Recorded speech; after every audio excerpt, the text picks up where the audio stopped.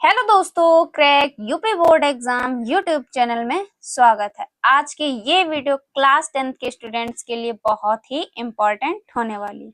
आज की इस वीडियो में हम बात करेंगे संपूर्ण बुक के महत्वपूर्ण टॉपिक। ये टॉपिक आपके 1 से 14 तक के जितने भी चैप्टर हैं, आपके सभी चैप्टर से इम्पोर्टेंट टॉपिक आज की इस वीडियो में हम लेके आए। तो आपको क्या करना है, चैनल को सब्सक्राइब कर लेना और वीडियो को अगर पहली बार देख रहे हो तो वीडियो को लाइक कीजिए और इस वीडियो को अपने फ्रेंड के साथ शेयर कीजिए। चलिए बिना देरी करे इस वीडियो को स्टार्ट करते हैं। इसमें हम आपको 50 टॉपिक लिखा है, बट इसमें आपको हम 55 प्लस टॉपिक इस वीडियो में बताएंगे, जो कि आपके 1 से 14 चैप्टर के सभी चैप्टर में से इम्पोर्टेंट निकालें। क्वेश्चन नंबर 1, ठीक है। तो सबसे पहला क्वेश्चन नंबर 1 है आपका संयोजन तथा वियोजन अभिक्रिया। ये आपको याद होनी चाहिए, संयोजन तथा वियोजन अभिक्रिया। आज की इस वीडियो में जितने भी टॉपिक है आपको बताएंगे, आपको तैयार कर लेने हैं, ठीक है। जो रासायनिक अभिक्रिया होती है वो आपको सारी ही तैयार कर लेनी है। बाकी हमने जो बोर्ड एग्जाम में ज्यादा पूछी जाती है वो हमने इसमें बताई। बाकी जो रासायनिक अभिक्रियाएं हैं उनको आपको तैयार कर लेना है, ठीक है। तो संयोजन तथा वियोजन अभिक्रिया पहला क्वेश्चन। उसके बाद ऊष्मा क्षेपी तथा ऊष्मा शोषी अभिक्रिया। ये क्वेश्चन 100% गारंटीड है, ये बोर्ड एग्जाम में पूछा ही जाता है। उसके बाद तीसरे नंबर पे है रासायनिक समीकरण संतुलित करने की विधि। ये क्वेश्चन लॉन्ग में 6 नंबर में पूछा जाता है, ठीक है। तो 6 नंबर में रासायनिक समीकरण जो होती है वो संतुलित करने के लिए आती है। तो ये आपको सबसे ज्यादा मतलब टफ लगेगा। तो इसके लिए क्या करना, आपको रोज प्रैक्टिस करनी होगी, रासायनिक समीकरण संतुलित करना सीखना होगा, ठीक है। और सीखना होगा, फिर आप रोज इसकी अगर प्रैक्टिस करेंगे तो आपको बहुत अच्छे से रासायनिक समीकरण संतुलित करने आ जाएंगे, ठीक है। उसके बाद क्वेश्चन नंबर 4। क्वेश्चन नंबर 4 है अम्ल तथा क्षार लवण की परिभाषा तथा उदाहरण सहित। ये क्वेश्चन बहुत ही इंपॉर्टेंट है, आपसे ये पूछ लिया जाएगा अम्ल तथा क्षार लवण की परिभाषा तथा उदाहरण सहित समझाइए, ठीक है। ये तो पूछा जाता है। उसके बाद अम्ल तथा क्षार में बाई चांस अंतर पूछ लिया जाए तो आपको अम्ल तथा क्षार में अंतर भी पता होना चाहिए। अम्ल तथा क्षार के सामान्य गुण पता होना चाहिए, ठीक है। लवण के प्रकार पता होना चाहिए, लवण के प्रकार बहुत ही इंपॉर्टेंट है। और इधर अम्ल तथा क्षार के सामान्य गुण बहुत ज्यादा इंपॉर्टेंट है, ठीक है। तो इसकी वीडियो हमने क्या करी, बना दी। इसको क्या करना है आपको, लिंक डिस्क्रिप्शन बॉक्स में अम्ल तथा क्षार के अंतर, सामान्य गुण, लवणों के प्रकार, ये सब हमने करवा दिया। उसकी प्लेलिस्ट हमने लिंक डिस्क्रिप्शन बॉक्स में डाल दी है, जाकर आप देख सकते हैं, ठीक है। उसके बाद है बेकिंग सोडा बनाने की विधि। ये भी बहुत इंपॉर्टेंट है, बेकिंग सोडा बनाने की विधि, प्लास्टर ऑफ पेरिस, धावन सोडा बनाने की विधि, ये तीनों विधि मोस्ट इंपॉर्टेंट है, ठीक है। तो क्या करना है आपको, इन तीनों विधि को तैयार कर लेना है, ठीक है। उसके बाद है क्वेश्चन नंबर 8 उदासीनीकरण अभिक्रिया। ये भी इंपॉर्टेंट है, उदासीनीकरण अभिक्रिया। उसके बाद क्वेश्चन नंबर 8 9 है धातु और अधातु। धातु और अधातु के बारे में पता होना चाहिए, और धातु तथा अधातु में अंतर। धातु तथा अधातु में अंतर 100% मोस्ट इंपॉर्टेंट है। धातु तथा अधातु में आपको अंतर पता होना चाहिए, ठीक है। उसके बाद है क्वेश्चन नंबर 10 विद्युत रासायनिक श्रेणी। ये क्वेश्चन लॉन्ग में पूछा जाता है, इसको आपको तैयार करना है। ये 100% इम्पोर्टेंट क्वेश्चन है, विद्युत रासायनिक श्रेणी, ठीक है। उसके बाद संतृप्त तथा असंतृप्त विलयन, ये भी आपका क्वेश्चन इंपॉर्टेंट है। सजातीय श्रेणी, आईयूपीएससी का नामकरण। आईयूपीएससी आपको अच्छे से आना चाहिए, आईयूपीएससी से क्वेश्चन हर साल बोर्ड एग्जाम में पूछा ही जाता है, ठीक है। तो आईयूपीएससी का नामकरण आपको आना चाहिए। क्वेश्चन नंबर 14 साबुनीकरण अभिक्रिया। ये अभिक्रिया 100% इम्पोर्टेंट, ये पूछी ही जाती है, 4 नंबर में पूछी जाती है। तो इसको क्या करना है, आपको तैयार कर लेना है। उसके बाद 15 नंबर पे है एसिटिलीकरण अभिक्रिया। ये भी इम्पोर्टेंट अभिक्रिया है, एसिटिलीकरण, ठीक है। तो यहाँ तक आपकी केमिस्ट्री के क्वेश्चन थे। कुछ क्वेश्चन हमने आपको रिपीट भी करवाए, जैसे यहाँ पे आपके कितने क्वेश्चन बने, एक तो आपका यही क्वेश्चन हो गया, ठीक है। अम्ल क्षार तथा लवण की परिभाषा तथा उदाहरण सहित व्याख्या, ठीक है। उसके बाद अम्ल तथा क्षार के सामान्य गुण 100% किसी न किसी सेट में आपको मिल ही जाएंगे। तो अम्ल तथा क्षार के सामान्य गुण को तैयार करना 2 हो गए, अम्ल तथा क्षार में अंतर 3 हो गए, लवणों के प्रकार 4 हो गए। तो 4 क्वेश्चन तो आपको यहाँ पे ही बने, ठीक है।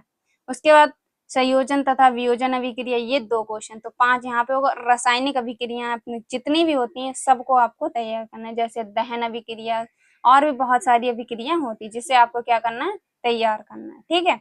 बाकी हम अगली वीडियो में आपको जितनी भी अभिक्रिया होंगी सारी हम वन शॉर्ट वीडियो लेके आ रहे हैं। तो इसके लिए क्या करना है, आपको नोटिफिकेशन बेल को ऑन कर लेना है। ठीक, अब यहाँ से आपके क्या होंगे, बायो के क्वेश्चन स्टार्ट होंगे। 16 नंबर पे आपका पाचन तंत्र, जो कि 100% मोस्ट इम्पोर्टेंट, ये लॉन्ग में पूछा ही जाता है। ठीक, उसके बाद है 17 है आपका श्वसन तंत्र, ये भी इम्पोर्टेंट क्वेश्चन। उत्सर्जन तंत्र, ये मोस्ट इम्पोर्टेंट है, उत्सर्जन तंत्र। लैंगिक तथा अलैंगिक जनन, ये भी 100% इम्पोर्टेंट। फिलहाल ये लैंगिक तथा अलैंगिक जनन एक ही में पूछा जाता है। ठीक है, उसके बाद है परागण, मोस्ट इम्पोर्टेंट। पुष्प की संरचना, नर तथा मादा जनन तंत्र, ये मोस्ट इम्पोर्टेंट, 100% बोर्ड एग्जाम में ये पूछा जाएगा। या तो आपको मिल जाएगा नर जनन तंत्र या तो मादा जनन तंत्र। तो ये हमने दोनों एक साथ लिख दिए हैं, इन दोनों को आपको तैयार करना है। इन दोनों के जो डायग्राम है उसको बहुत ही अच्छे से समझना है, और डायग्राम जितना आप अच्छा बनाएंगे उतने आपको बोर्ड एग्जाम में नंबर मिलेंगे। आपका लॉन्ग 6 नंबर में पूछा जाता है, तो 6 में से 3 नंबर आपको डायग्राम के ही मिलते हैं। 3 नंबर आप जो थ्योरी लिखते हैं उसके मिलते हैं, क्योंकि जो डायग्राम है वो फर्स्ट इम्प्रेशन डालता है एग्जामिनर पे। ठीक है, तो जितना भी अच्छा आपका डायग्राम होगा उसमें आप अच्छे से उसके नाम लिखेंगे तो 100%, अगर आपने थ्योरी में कुछ गड़बड़ भी की होगी तो आपको पूरे नंबर मिल जाएंगे। ठीक है, तो क्या करना, आपको डायग्राम पे खास करके ध्यान रखना है। बाकी हम आपको एक अगली वीडियो लाएंगे जिसमें आपको इम्पोर्टेंट डायग्राम बताएंगे। बायोलॉजी के जितने भी इम्पोर्टेंट डायग्राम है उनको आपको प्रैक्टिस करनी है। ठीक है, तो इसके लिए आपको नोटिफिकेशन बेल को ऑन कर लेना है। ठीक, उसके बाद 24 है आपका डीएनए तथा आरएनए में अंतर। मेंडल के आनुवंशिकता का नियम, ये बहुत ही इम्पोर्टेंट है। मेंडल के तीनों नियम को आपको क्या करना है, तैयार कर लेना है। बोर्ड एग्जाम में किसी न किसी सेट में आपको मिलेगा। 7 सेट होते हैं, तो 7 में से 3 सेटों में आपको मेंडल के किसी न किसी नियम को आपका क्वेश्चन मिल जाएगा। ठीक है, तो मेंडल के तीनों नियम को आपको तैयार कर लेना है।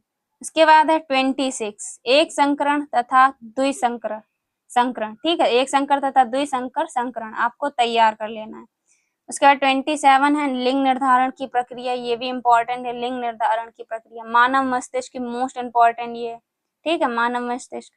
उसके बाद है तंत्रिका तंत्र, तंत्रिका तंत्र भी बहुत इंपॉर्टेंट है, इसका डायग्राम भी इंपॉर्टेंट है, इसके डायग्राम को आपको प्रैक्टिस करनी है। उसके बाद कुछ अंतर हैं जो बोर्ड एग्जाम में पूछे ही जाते हैं, और ये अंतर 100% आपको तैयार कर लेना। ये 4 नंबर में पूछे जाएंगे। तो क्या करना, आपको जितने भी हम आपको इस वीडियो में अंतर बता रहे हैं इन सभी अंतर को आपको पढ़ लेना है, और ये बहुत ही इम्पोर्टेंट है। ठीक है, तो 30 नंबर पे रुधिर लसिका में अंतर, ये भी 100% इम्पोर्टेंट है। श्वसन दहन, ये भी 100%। सरजीव तथा निर्जीव में अंतर, ये भी मोस्ट इम्पोर्टेंट। ऑक्सी तथा अनऑक्सी श्वसन में अंतर, ये तो 101% मोस्ट इम्पोर्टेंट है। ये कभी कभी 7 नंबर में लॉन्ग में भी पूछ लिया जाता है। ठीक है, तो ऑक्सी तथा अनऑक्सी श्वसन में अंतर, ये भी आपको तैयार कर लेना है। उसके बाद धमनी तथा शिरा में अंतर, जीनोटाइप तथा फिनोटाइप में अंतर, ये कितने अंतर है, आपको 6 अंतर है। ये 6 अंतर आपको बिल्कुल से बिल्कुल ये तैयार कर लेना 100%। इन 6 अंतर में से ही आपके बोर्ड एग्जाम में बार बार घूम फिर के ये पूछे जाते हैं, कुछ सेट में ये रिपीट भी हो जाते हैं। ठीक है, तो क्या करना है, इसको आपको तैयार कर लेना है। 4 नंबर में ये क्वेश्चन पूछा जाता है। ठीक, उसके बाद है यहाँ से आप 36 से आपकी फिजिक्स स्टार्ट होगी। ठीक है, तो 36 में सबसे पहला क्वेश्चन आपका जो फिजिक्स में है वो है प्रकाश का परावर्तन। प्रकाश का परावर्तन तथा परावर्तन के नियम, बहुत ही इंपॉर्टेंट, यहाँ पे आप लिख लीजिएगा, तथा परावर्तन के नियम। ये 4 नंबर में लॉन्ग में ये पूछा जाता है। ठीक, तो प्रकाश का परावर्तन तथा परावर्तन के नियम मोस्ट इंपॉर्टेंट है, इसको आपको तैयार करना है। उसके बाद अवतल उत्तल दर्पण से प्रतिबिंब, ये भी आपको तैयार कर लेना। और इम्पोर्टेंट सबसे ज्यादा पूछे जाते जो बोर्ड एग्जाम में वो है अवतल उत्तल दर्पण के उपयोग, ये भी आप लिख लीजिएगा, इसमें लिखना भूल गए। फिलहाल ये उपयोग जो अवतल उत्तल दर्पण के हैं बहुत बार बोर्ड एग्जाम में पूछे गए, और इससे एमसीक्यू क्वेश्चन भी बन जाता है। ठीक है, इसमें पूछ लिया जाए कि हजामत बनाने की दुकान में कौन सा दर्पण लगा होता है, तो इस टाइप से आपके क्वेश्चन भी बन जाते हैं। तो आपको क्या करना है, अवतल उत्तल दर्पण के उपयोग को भी तैयार कर लेना है। उसके बाद 38 है प्रकाश का अपवर्तन तथा अपवर्तन के नियम, यहाँ पे अपवर्तन के नियम भी बढ़ा लीजिएगा। ठीक है, तो प्रकाश का अपवर्तन तथा अपवर्तन के नियम, फिलहाल प्रकाश का अपवर्तन ही लिखा होता है कि प्रकाश के अपवर्तन को समझाइए। ठीक है, तो नियम भी आपको इसके साथ समझाने होते हैं, क्योंकि क्वेश्चन तो पूरा ही लिखना होगा। उसके बाद है लेंस से प्रतिबिंब का निर्माण, ये बहुत ही इंपॉर्टेंट, लेंस की क्षमता। उसके बाद 40 है, 41 है आपका निकट दृष्टि दोष और दूर दृष्टि दोष। ये दोनों में से कोई एक आपको बोर्ड एग्जाम में 4 नंबर में मिलेगा और ये 2025 में पूछा गया है। निकट दृष्टि दोष आपके 2025 में पूछा गया, दूर दृष्टि दोष में ये किसी न किसी, ये दोनों ही इंपॉर्टेंट क्वेश्चन, ठीक है। निकट दृष्टि दोष और दूर दृष्टि दोष आपको तैयार कर लेना। उसके बाद मानव नेत्र, मानव नेत्र लॉन्ग में ये कभी कभी पूछ लिया जाता है, तो ये 100% इम्पोर्टेंट क्वेश्चन है।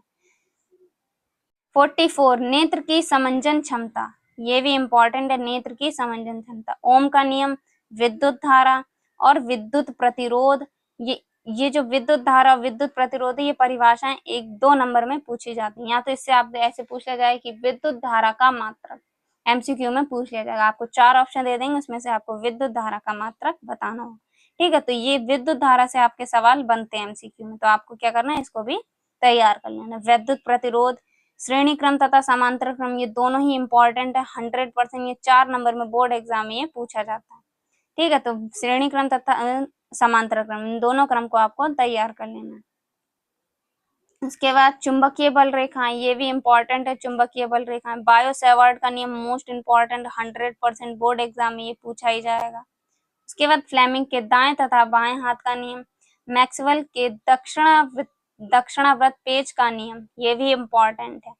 उसके बाद विद्युत धारा के चुंबकीय और फैराडे का नियम, ये कुछ यहाँ पे 50 आएगा आपका, ठीक है, 60 नहीं आएगा, यहाँ पे 55 आएगा, क्योंकि 54 के बाद 55 आएगा। तो ये कुछ आपके 55 प्लस क्वेश्चन थे, कुछ इसमें आपके रिपीट में, तो 60 ही आपके टोटल क्वेश्चन हो गए, ठीक है। जैसे यहाँ पे फ्लेमिंग के दाएं तथा बाएं हाथ का नियम, तो एक ऐड यहाँ पे हो गया आपका, और अभी अब ऊपर भी आपके क्वेश्चन रिपीट हुए। तो ये थे आपके कुछ इंपॉर्टेंट क्वेश्चन, जो कि आपकी पूरी बुक के मोस्ट इंपॉर्टेंट क्वेश्चन है। इनको क्या करना है, आपको तैयार कर लेना।